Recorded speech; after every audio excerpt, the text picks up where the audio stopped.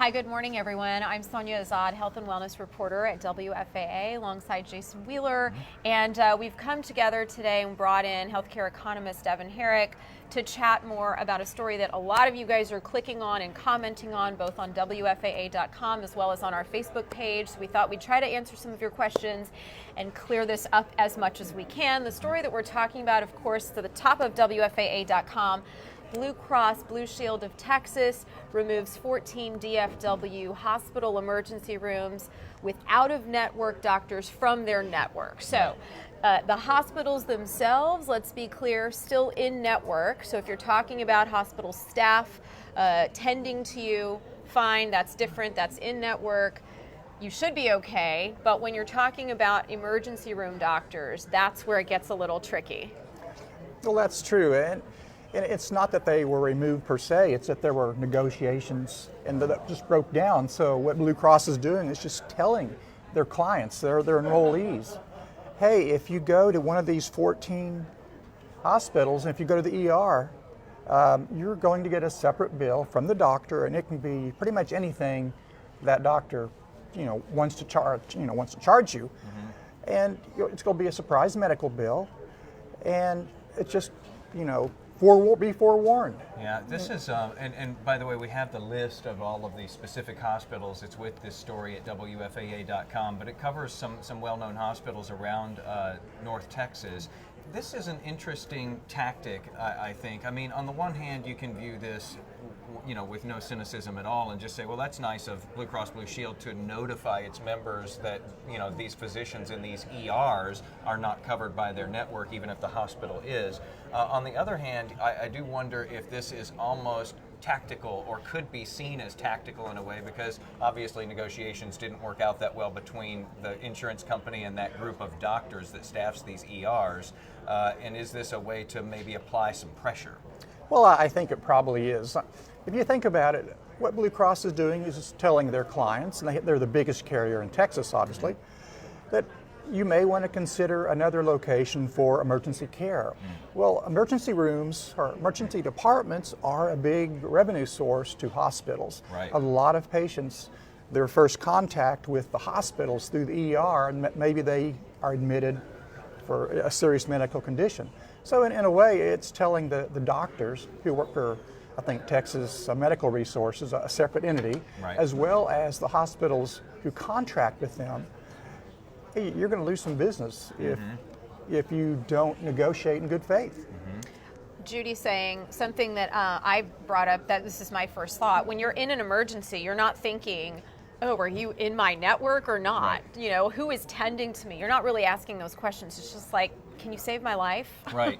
We can be so good about asking about that in a regular doctor visit, but most people are not in a position to think about that when they're entering an emergency room. Well, that's absolutely true. You have the least discretion when you are at the ER, and the truth be known, that is part of why we're having this breakdown in negotiations, because if you're an ER physician, no one's going to leave when they find out that they're not in you're not in their network, because they're having a medical emergency. Sometimes you can't leave. Yeah, they won't let you leave. I found myself in a medical emergency in December, taken to the ER for the first time, taken into the OR, and I, before I was taken into the OR, I said, well, can I leave and think about what you guys are wanting to do and then come back like tomorrow? And they laughed and said, no, you could die between now and then. So I had no option, right? So if you're in a position where you have no option, what are the questions to ask then? Well, I think that the questions would be really things you should do ahead of time. Preventive. I've talked to people about, like, for example, freestanding ERs versus the hospital ER versus the urgent care center. If you're a family, it's probably good to identify where are the closest urgent care centers, so you don't have to go to an ER because that's all you know. Where are there, like, minute clinics, for example, where you might go after hours?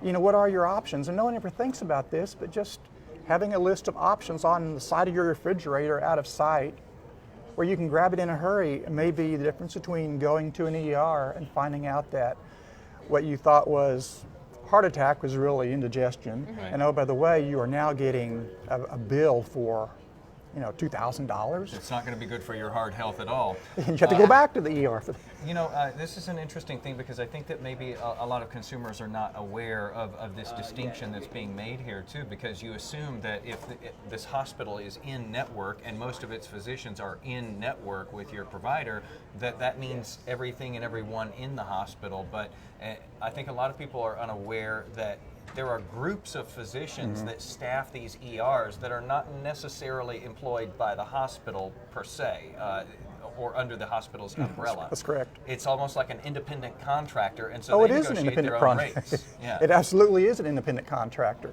It's ancillary physicians in the hospital, and it's the ones that patients never meet ahead of time. I mean, of course, you make sure your OBGYN is in network.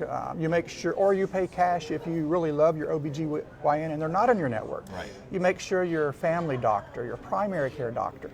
It's the ones who you never meet that are oftentimes work inside hospitals. Right. That's where surprise medical bills, spring from. Maybe your surgeon is in network, your hospital is in network, but the anesthesiologist is in possibly no network.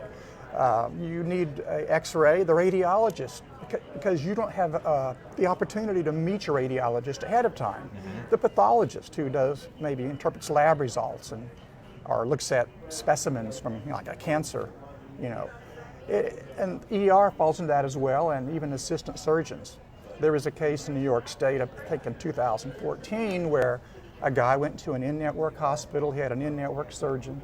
I think he even made sure his anesthesiologist was in network. Yep. At the last minute, they brought in an assistant surgeon that billed him $117,000. What is your recourse there? I mean, it's like you just can't get away from the surprise bill. Well, yeah, and it worked out for him in the long run. His insurance company finally did agree to pay. They didn't owe it. They didn't have to legally pay it. Right. But there was a case in Texas, I think 2 years ago, where a young Texas student, she went for I think her physician took a urine sample, sent it out to a lab that was out of her network. She got a bill for like $17,000. Now I would say they ran it was for opioid test after surgery. They ran every test for any illicit drug or any kind of drug you can imagine. Well, we know that if she had been told in advance, this lab is out of network, this urine test will cost, I think it was like $17,000. She would have gone elsewhere. Right. So, I mean, a lot of transparency will go a long way to correcting some of these surprise bills, because pretty soon the people that have high surprise bills are going to stop charging as much. But in the ER, you'll pay anything if you're at risk of dying. Yeah. So that's the hardest to solve, is in the ER. Tanya is asking, can you provide a list of the hospitals or the ERs that you're talking about? And we have that, as Jason mentioned, on WFAA.com, but some of them, I've got them pulled up here.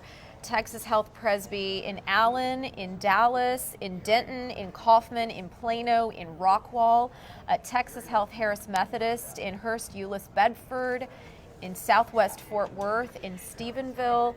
I mean, the list goes on and on.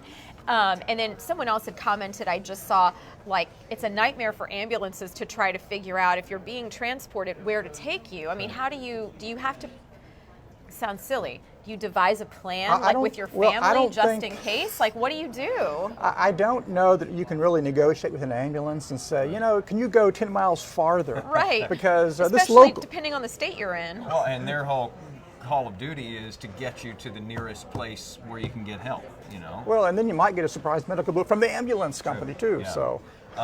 Something that's kind of interesting here is, Blue Cross Blue Shield, at least according to some of the information I have seen, has a far less likelihood than some of the other major insurers in Texas of having ER doctors that do not fall under its plan, that are not affiliated with its plan. Some of these insurance companies, big insurance companies, they say as many as 63% of ER doctors in Texas are not in network for them.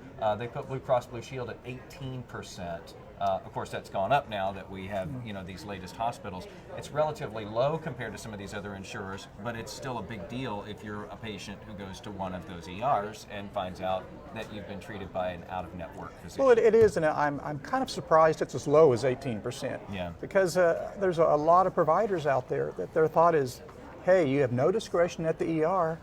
Why should I make a contract with you? Why should I? Well, of They course, have a lot of leverage here, don't they? well, yeah, they do, absolutely. And of course, Blue Cross is a very large insurance company, and they run a lot of health plan, manage a lot of health plans for large employers as well. So yeah, they do have.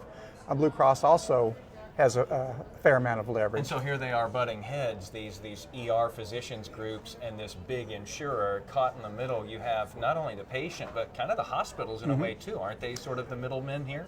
Well, in a way, yes. I think, as we discussed a few minutes ago, part of what Blue Cross is doing is serving notice to Texas Health Resources and other, other hospitals that, it's your ER.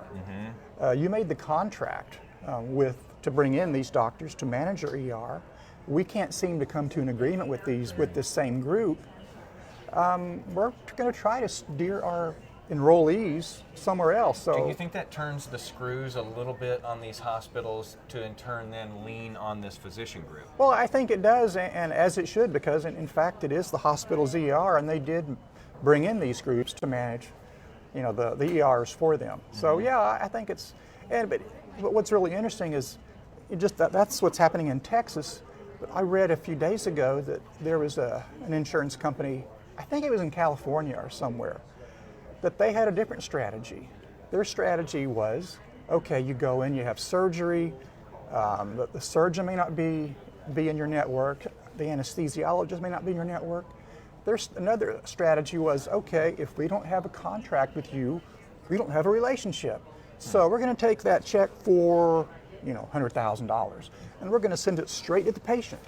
You collect from the patient. Interesting. A lot of patients, when they see a check for $100,000, don't necessarily turn it over. And that's really playing hardball. That has not happened in Texas, but Boy, that gets muddy. Yeah, that really does. Jana, asking the question, is this happening just in DFW or all over Texas? And it is an issue in Texas, but what we're focusing on is the hospitals, these 14 hospitals here in our local area, in our immediate area. And we've seen a lot of headlines with Blue Cross Blue Shield. Can you help people to understand why we keep seeing this insurance carrier as opposed to some of the other ones? Well, Blue Cross is the largest carrier in Texas. They are, they cover many large corporations, and they also manage health plans for a lot of employers. So if you're the largest carrier in Texas, you're going to have a lot of physicians, a lot of providers, hospitals that are negotiating with you, and many of which don't really like you because they have to give you a bigger discount than maybe a smaller insurance company, or and maybe an employer plan that has a independent third-party administrator. So yeah, it's just their size. They are a very dominant insurance company in Texas, and they do have more leverage than many others. Just for transparency, we should note that is our corporate provider here at WFAA, Blue Cross Blue Shield of Texas. I was interested in this Yale University report, and it was published in 2016, and it said that patients visiting in-network hospitals, this is exactly what we're talking about, but receive some out-of-network charges. That happens in nearly 1/4 of emergency episodes nationwide. When you think of all the emergency room visits that happen every day, they're saying 1 out of every 4 of those includes charges for out-of-network services, even though you're at an in-network hospital. And it says that the average additional cost to the patient is about $623. That's a significant amount of money, and we know it goes way higher from there. In a case like this, when the insurance company, Blue Cross Blue Shield of Texas, has come out and said, hey members, these doctors in the ERs are not covered at these in-network hospitals, are they basically telling you, you go there and you're stuck with that bill? You can't fight with us later on and try to get us to pay the charges or deal with the charges. We're letting you know up front that that's going to be there, and that's on you now. Well, there is state law that protects patients that go to in-network hospitals and are, encounter out-of-network bills. Currently, the state law is there's for patients that experience a $500 bill or above. Which usually is the case. Yeah, which is usually the case.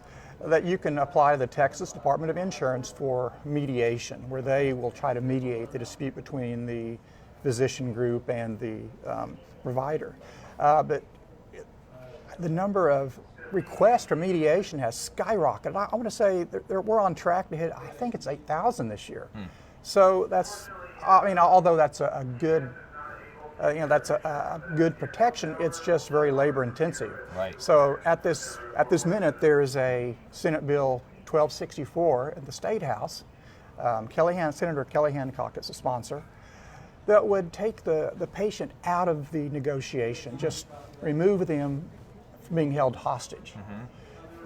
How closely have you watched how this bill is doing? The Texas Medical Association fought it tooth and nail. In fact, they came out against it before it was even a bill. So there's big money against it. Oh yeah. They've made some, I think the latest proposal I've seen is they have an amendment so that it will cease to be arbitration, it'll cease to be mediation, it'll be arbitration, baseball style. Each party will come together with their best offer, and the fairest by the arbitrator will be accepted. But again, this would leave the patient out of it, and it would Yes. leave basically the doctor's group or hospital to fight with the insurance company, and then Yes. you wouldn't have to be involved in the mess of it. Correct. But again, we've seen over these years that things that get passed are the ones that get the most attention and where these lawmakers get the most feedback, perhaps. Absolutely. So again, we're talking about Senate Bill 1264. If you haven't contacted your legislator, if you usually don't contact them, and this is an important issue to you, maybe you give them a call or an email or write a letter, because that's how stuff gets done, when enough people develop this critical mass. Well, and if you think about it, all we're really asking for is take the patient out of the middle. Don't hold them hostage. And I don't know, I mean, the Texas Hospital Association has said, oh, we support that, but yet they want concessions, higher fees, basically. And that's really part of the debate is what is a fair fee if you choose not to be in any network. And I don't want to force doctors to join networks if they don't want to, but just be transparent. Right. Tell us, what your fees are. I think the Senate Bill 1264 would also protect patients from out-of-network labs and imaging, radiology. Things that they can't control. Right, obviously. and that's really important. So one person saying, why isn't anyone talking to THR about this? I'm sure they would make a statement. I can tell you I've been on the phone all morning long. They are not making a statement yet. Trust me, we would have them sitting right here if they were. And I'm sure that maybe they're working on their statement, but in the conversations that I've had with folks there so far this morning, they're getting their messaging together, is what I've been told. And they're also saying, look, it's not the hospitals, it's these other contracted, companies that people are contracting through. So it's not us, it's not the hospital. So that's in response to why aren't we talking to THR. Sandy saying, I have Blue Cross Blue Shield. How does this affect me? Let's just break it down. So basically, you can still go to these hospitals these 14 hospitals that are on the list.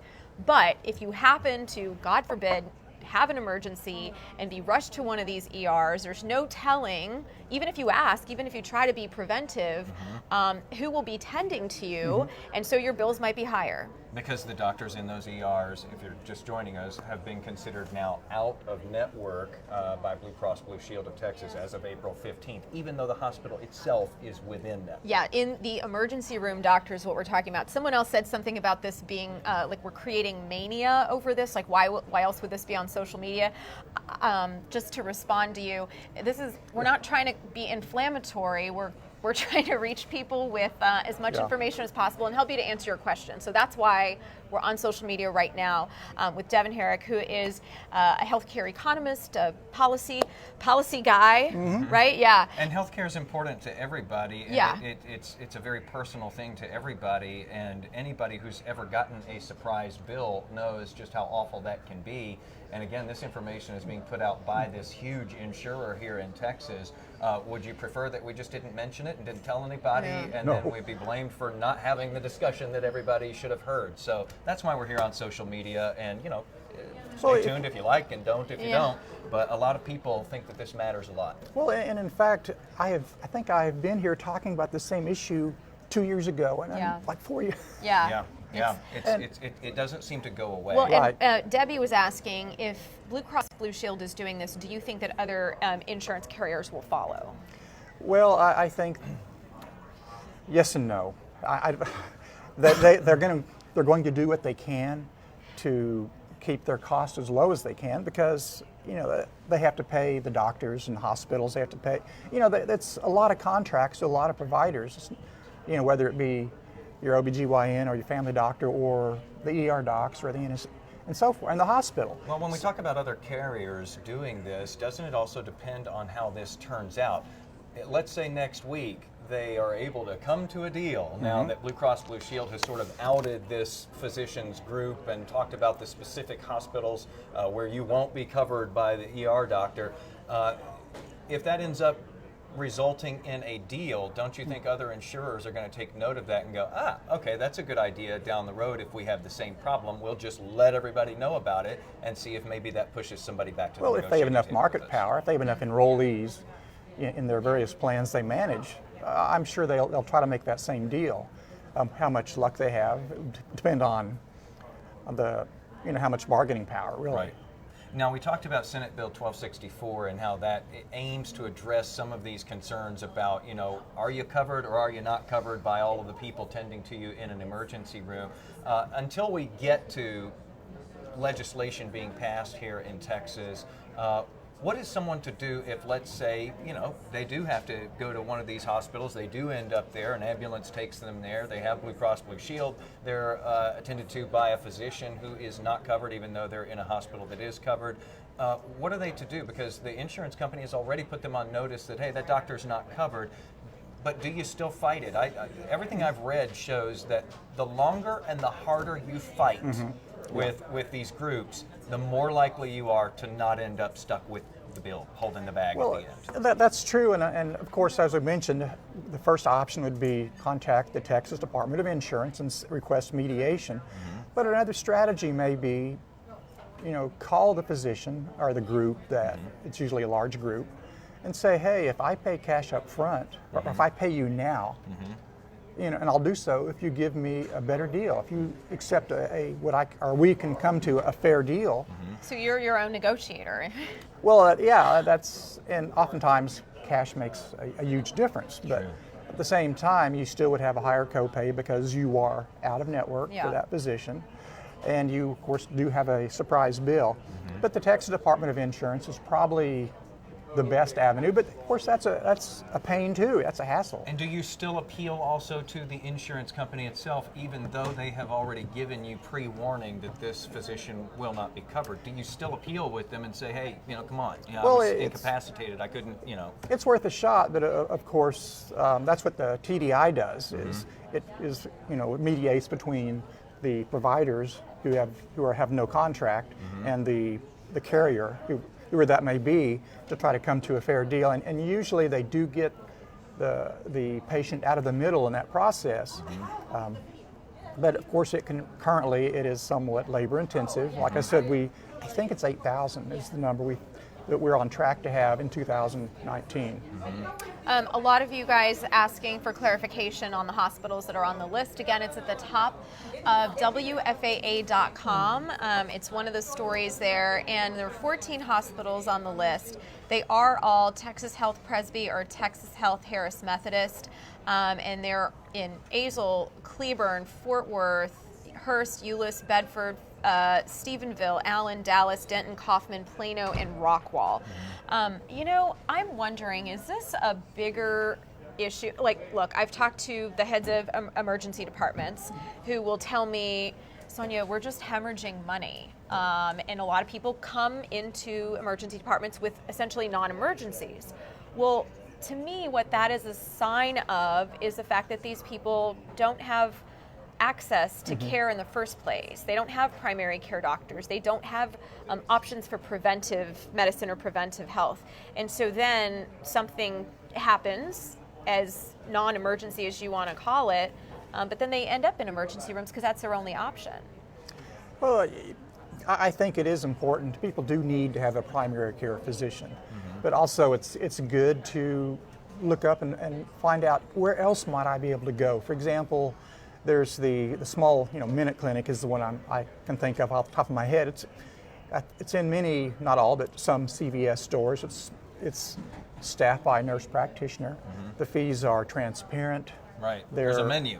Right, exactly. You shop for it like you'd shop for most things, which, we still buy health care without knowing the cost, Well, and the next step up there are urgent care centers. Yeah. Those are places where if you need more than can be done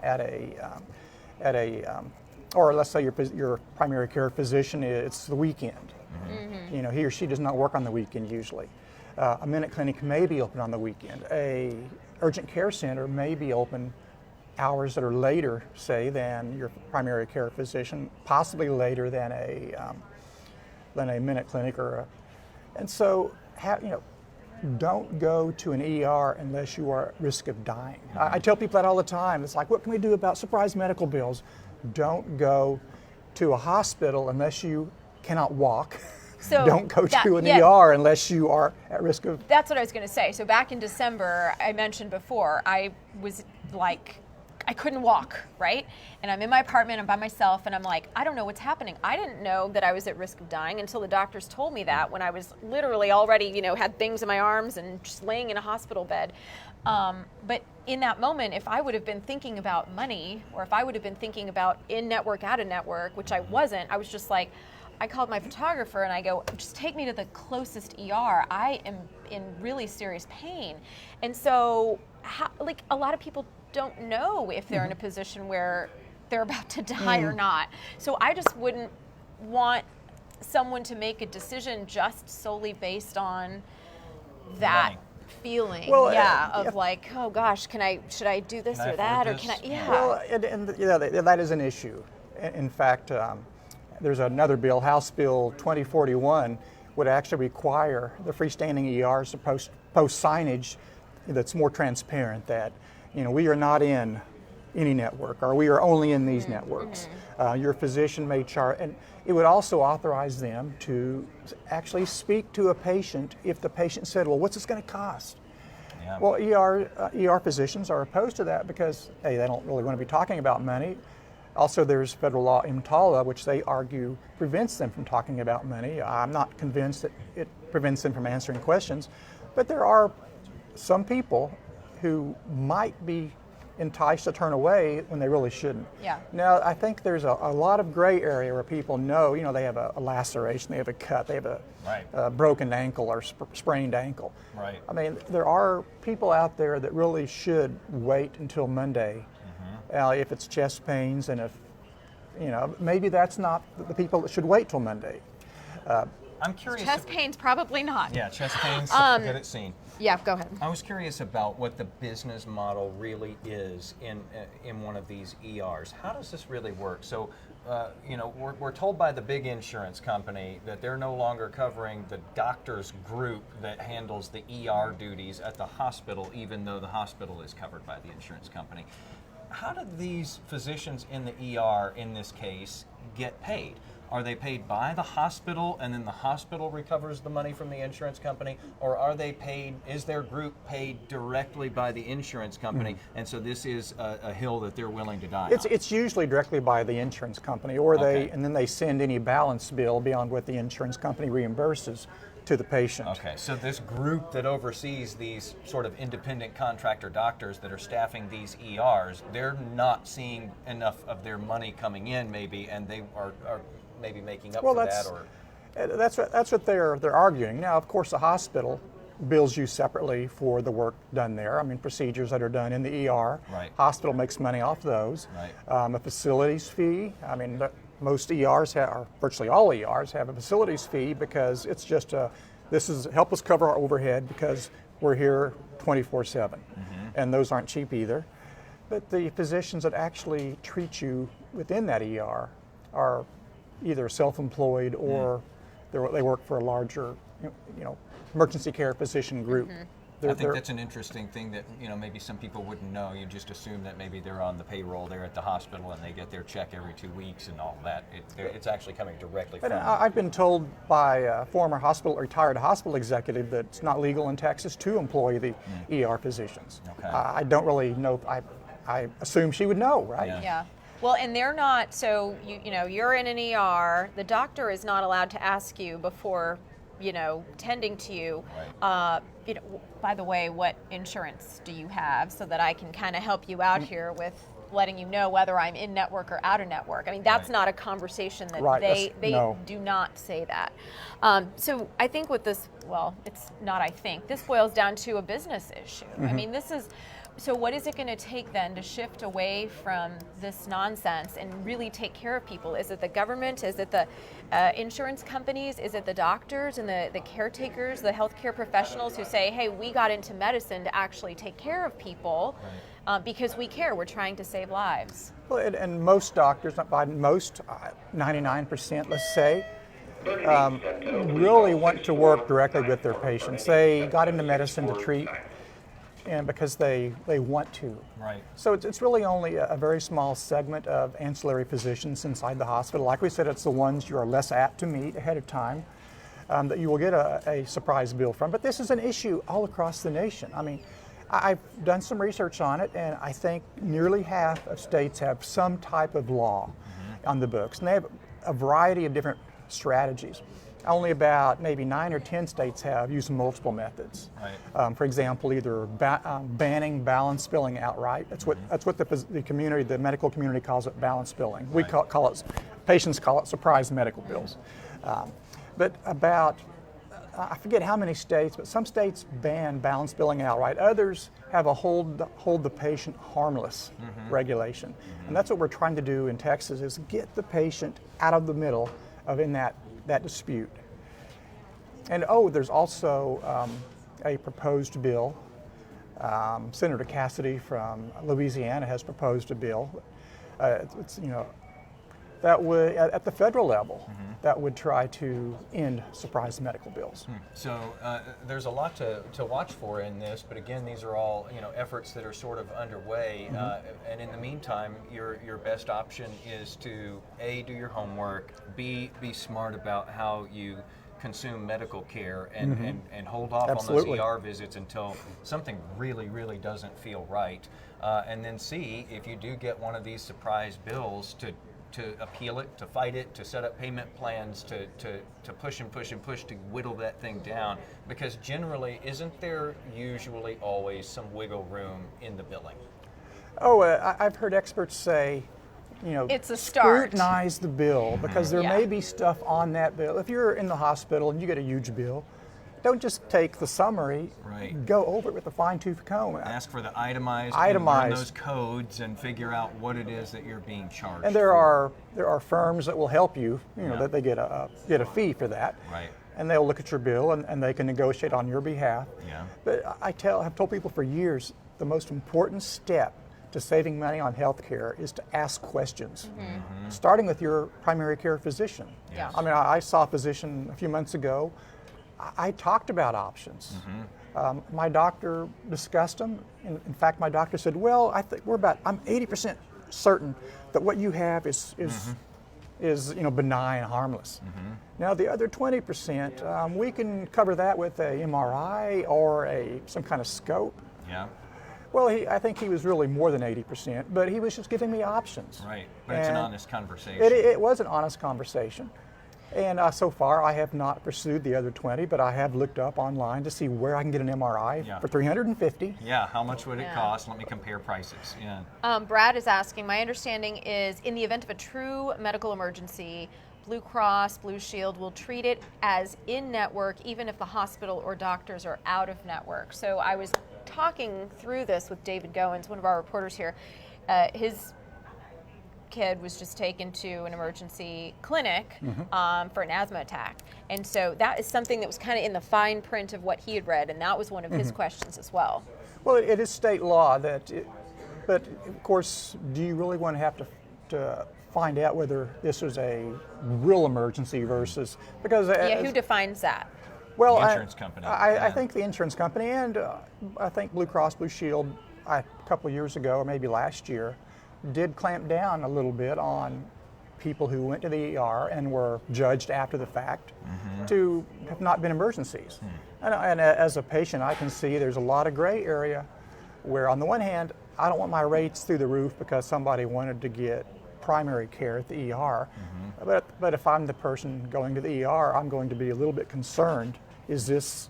But it is always important to triage yourself a little bit. Do I really need an ER, or can I go to the urgent care?